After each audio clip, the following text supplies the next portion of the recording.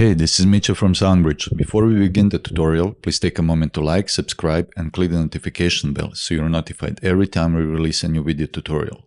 Doing so really helps us with the YouTube algorithm and we appreciate the support. Now let's continue with the video recap of our latest blog tutorial where I will show you how to use percussion sound to create a melody. Some drummers play melodies on their drum kits. In most cases, it doesn't sound like a common melody because the drum overtones doesn't match the melodic instrument's pitch. However, certain percussion instruments such as kalimba or xylophone have a tone that is closer to definitive pitch. And in this tutorial, I will show you how to use percussion instrument to create a melody. As you can see from the project, I have selected a percussive sound sample and loaded it into Rhythmix.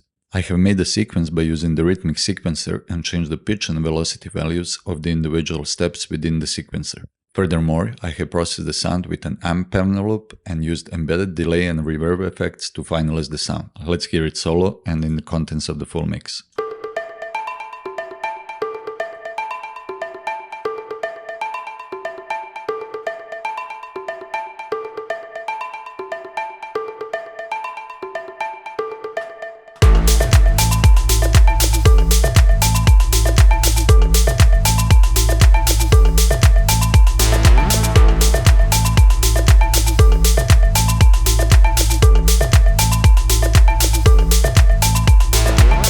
I hope you will find this technique interesting, and for a full blog article, please visit our website at soundbridge.io.